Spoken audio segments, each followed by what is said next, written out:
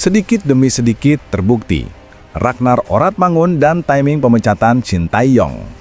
Ragnar Oratmangun sempat bilang, kenapa harus sekarang? Shin Tae-yong sosok yang tepat untuk timnas Indonesia. Banyak yang mengira ini cuma pembelaan pemain pada pelatih favoritnya. Tapi faktanya, setelah Shin Tae-yong out, timnas banjir kritik. Timnas senior gagal menang lawan Lebanon walau dominan. Timnas U23 malah gagal lolos ke Piala Asia U23. Netizen serukan #VandenBoekout. Kluivert juga disorot. Ragnar khawatir soal timing dan benar. Pergantian pelatih di momen krusial bikin ritme hancur, stabilitas hilang, adaptasi pelatih baru belum jalan, kritik justru makin deras. Publik kini terbelah. Ada yang anggap pergantian wajar, ada yang sesali keputusan PSSI. Tapi satu hal jelas, Ragnar sudah mengingatkan, ucapannya kini terbukti.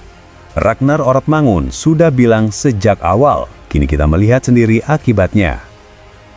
Keputusan PSSI memutus kerjasama dengan Shin Tae-yong menjadi salah satu isu terpanas dalam perjalanan timnas Indonesia tahun ini. Tidak sedikit yang menyambutnya dengan harapan perubahan, namun ada pula yang mempertanyakan langkah itu. Salah satu suara paling lantang datang dari Ragnar Oratmangun. Dalam wawancara yang ramai diperbincangkan, Ragnar bertanya dengan nada heran, kenapa harus sekarang? Dia sosok yang tepat untuk timnas Indonesia. Kala itu sebagian publik menganggap ucapannya sekadar bentuk loyalitas terhadap pelatih yang membantunya beradaptasi di timnas. Namun situasi terbaru justru membuat pernyataan Ragnar terasa seperti ramalan yang terbukti. Pasalnya setelah pergantian pelatih, performa timnas Indonesia tidak menunjukkan peningkatan berarti. Tim senior gagal menang melawan Lebanon meski mendominasi jalannya laga, sementara timnas U23 bahkan lebih terpuruk dengan kegagalan lolos ke Piala Asia U23 2026. Kritik deras pun membanjiri media sosial. Patrick Kluivert disorot karena finishing yang lemah, Gerard Vandenberg didesak mundur karena dianggap tidak punya strategi jelas, dan PSSI dituding salah mengambil keputusan di waktu yang tidak tepat. Inilah skenario yang sungguhnya dikhawatirkan Ragnar. Ia menekankan pentingnya stabilitas dan kesinambungan dalam membangun tim. Pemecatan mendadak di tengah jalan, apalagi saat tim tengah berjuang di fase krusial, berisiko memutus ritme dan merusak perkembangan yang sudah dibangun. Kini, dengan banjir kritik yang datang dari berbagai arah, keresahan itu menjadi kenyataan. Ragnar tidak sedang mengkultuskan Shin Tae-yong. Ia hanya menyoroti bahwa kontinuitas kepemimpinan dibutuhkan agar sebuah tim tidak goyah. Dan fakta terbaru di lapangan memperkuat klaimnya. Keputusan yang diambil tanpa memperhitungkan momentum bisa berbalik menjadi bumerang. Pernyataannya gini menjadi pengingat keras. Dalam sepak bola, memilih waktu yang tepat sama pentingnya dengan memilih orang yang tepat. Timnas Indonesia hanya akan terus berjalan di lingkaran kritik yang tak berkesudahan. Sebelum kita lanjut ke berita lengkapnya, jangan lupa tekan tombol subscribe, like, dan notifikasi channel Bolcast agar kalian gak ketinggalan berita terbarunya.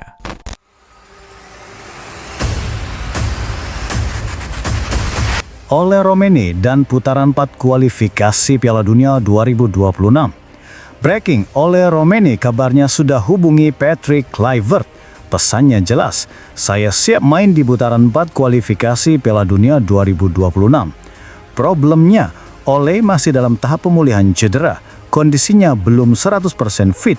Jadi semuanya tergantung izin tim medis plus keputusan pelatih. Kenapa penting? Timnas bakal hadapi lawan berat, Arab Saudi dan Irak. Lini depan Garuda belakangan seret gol. Ole bisa jadi solusi dengan nauri gol dan pengalaman internasionalnya. Tanpa Ole, serangan Indonesia sering buntu, terjebak di pertahanan lawan. Banyak spekulasi, tembakan jauh, minim opsi di kotak penalti. Dengan Ole, Kluivert dapat opsi baru, serangan cepat, finishing klinis di kotak penalti, kombinasi dengan winger dan gelandang kreatif. Yang bikin publik semangat, komitmen Ole. Meski cedera, dia tetap nekat bilang, saya siap bela Garuda. Ini simbol tanggung jawab dan motivasi buat seluruh tim. Putaran bukan main-main, ini soal bukti. Indonesia bisa bersaing di level elit Asia. Setiap pemain kunci bisa jadi pembeda, termasuk Ole. Sekarang semua mata kedua hal, apakah Ole benar-benar pulih tepat waktu, apakah Kluivert berani turunkan dia di laga sekeras itu? Satu hal jelas, pesan Ole sudah bikin publik percaya. Garuda tak jalan sendiri, pemainnya sendiri yang ingin maju bahkan saat kondisinya belum sempurna. Bobotoh dan pencinta timnas, bersiaplah. Laga Persib versus Persebaya bisa jadi panggung emas debut Tom Hai dan Eliano Reinders. Atmosfer sepak bola Bandung kembali memanas. Jumat malam di Stadion Gelora Bandung Lautan Api diprediksi akan menjadi malam yang tak terlupakan. Bukan hanya bagi bobotoh, tetapi juga bagi jutaan pencinta timnas Indonesia. Sebab di atas rumput hijau itulah, dua bintang naturalisasi yang baru saja berjuang membela Garuda, Tom Hai dan Eliano Reinders, dikabarkan siap melakoni debut spektakuler mereka bersama Persib Bandung. Ini bukan sekedar pertandingan pekan kelima BRI Super League. Ini adalah panggung sejarah yang bisa mengubah arah perjalanan Maung Bandung. Bayangkan, dua pemain yang selama ini hanya bisa disaksikan mengenakan jersey merah putih, kini akan berdiri tegak dengan seragam biru kebanggaan, disaksikan puluhan ribu bobotoh yang siap mengguncang tribun. Pelatih Boyan Hodak seperti menyimpan kartu truf. Kehadiran Hai dengan visi permainan dan passing kelas Eropa, ditambah Eliano yang lincah dan penuh tenaga di sisi sayap, diyakini akan menghidupkan kembali roh Persib yang sempat loyo di awal musim. Mereka sudah berlatih, mereka siap. Peluang tampil cukup besar, ujar Hodak dengan nada penuh keyakinan. Bagi bobotoh, momen ini lebih dari sekedar debut. Ini adalah penantian panjang akan kebangkitan. Persebaya, sang rival penuh gengsi, datang dengan misi mencuri poin. Namun, Persib kali ini tidak datang dengan wajah lama. Mereka hadir dengan senjata baru yang bisa mengubah jalannya laga. Dan bagi pencinta timnas, ini adalah kesempatan emas. Bagaimana rasanya melihat pahlawan Garuda kini mengangkat derajat klub lokal? Bagaimana jadinya jika chemistry yang dibangun di timnas langsung meledak di liga? Jika skenario ini terjadi, stadion bisa jadi saksi euforia yang akan dikenang bertahun-tahun. Pertandingan ini tak hanya soal 3 poin. Ini tentang harga diri, tentang gairah bobotoh, dan tentang mimpi besar sepak bola Indonesia. Apakah Hai dan Eliano akan menjawab harapan itu? Apakah debut mereka akan menyalakan api baru di tubuh Maung Bandung? Jawabannya akan bergemuruh di GBLA. Dan ketika peluit panjang dibunyikan, satu hal pasti, malam ini bisa menjadi babak pertama dari sebuah kisah megah yang kelak diceritakan kembali dengan penuh kebanggaan. Gerald Van den Berg minta TC jangka panjang untuk Timnas U23 di SEA Games 2025. Pelatih Timnas Indonesia U23, Gerald Van den Berg, kembali menjadi sorotan setelah menyampaikan satu permintaan penting jika dirinya dipercaya memimpin skuad Garuda Muda di ajang SEA Games 2025. Van den Berg dengan tegas menyatakan bahwa tim asuhannya membutuhkan pemusatan latihan atau training camp TC jangka panjang agar bisa tampil maksimal. Menurutnya, kegagalan Timnas U23 dalam beberapa ajang terakhir, termasuk Piala AFF U23 dan kualifikasi Piala Asia U23, tidak bisa dilepaskan dari minimnya persiapan. Waktu yang diberikan hanya sekitar 1 minggu sebelum pertandingan resmi, dinilai terlalu singkat untuk membangun kekompakan, adaptasi taktik, dan kesiapan mental.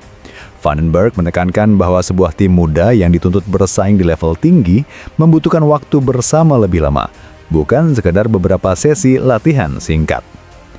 Ia mencontohkan Timnas U17 yang memiliki periode pemusatan latihan panjang, bahkan hingga ke luar negeri yang membuat mereka jauh lebih siap secara fisik dan mental menghadapi turnamen besar. Bagi Van den Berg, perbedaan inilah yang membuat kualitas performa antar kelompok usia begitu kontras. Selain durasi TC, pelatih asal Belanda itu juga menyoroti pentingnya menit bermain di klub. Menurutnya, jika pemain jarang mendapat kesempatan tampil di kompetisi reguler, maka sulit bagi mereka untuk berkembang dan membawa dampak signifikan di level timnas. Latihan intensif harus diimbangi dengan pengalaman kompetitif yang berkesinambungan. Meski menyampaikan permintaan tersebut, Van den Berg juga mengingatkan bahwa dirinya belum tentu akan menjadi pelatih utama untuk SEA Games 2025. Hingga kini, keputusan resmi mengenai siapa yang akan menangani Garuda Muda masih berada di tangan Federasi PSSI. Namun bila dirinya kembali dipercaya, ia menegaskan bahwa program jangka panjang adalah syarat mutlak untuk mencapai target medali emas. Pernyataan Van den Berg hadir di tengah derasnya kritik publik terhadap performa Timnas U23. Banyak yang menilai permainan tim kurang konsisten dan terlihat terburu-buru. Suara Van den Berg soal TC panjang pun dianggap sebagai cerminan dari masalah nyata yang dihadapi tim, kurangnya persiapan dan program berkesinambungan.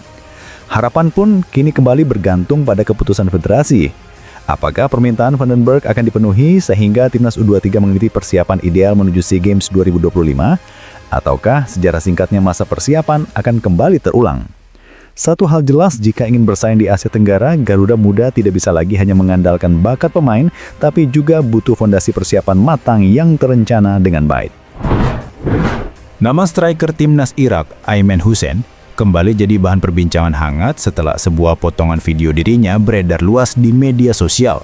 Dalam klip singkat tersebut, Hussein tampak berdiri tegak ketika rombongan protokoler kerajaan Thailand melintas.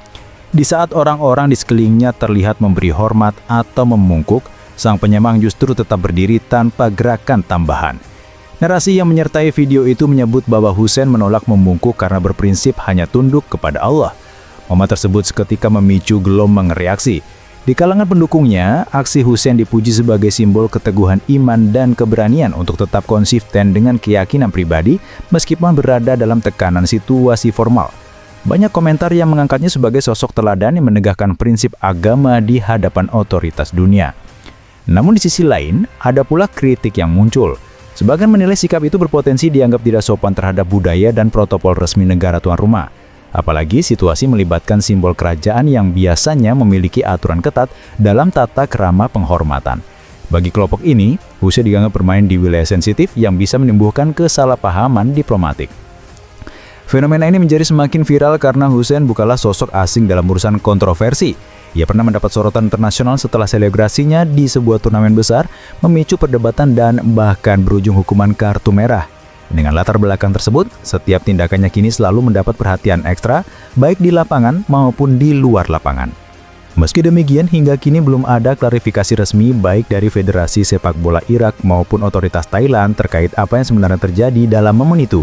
Tidak jelas apakah benar Hussein menyampaikan kalimat hanya tunduk kepada Allah atau apakah narasi tersebut lahir dari interpretasi publik terhadap sikapnya.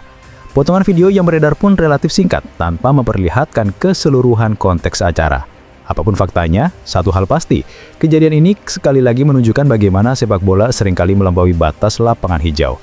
Tindakan seorang pemain bisa langsung menjadi bahan diskusi lintas negara, memicu dukungan emosional sekaligus membuka ruang kritik.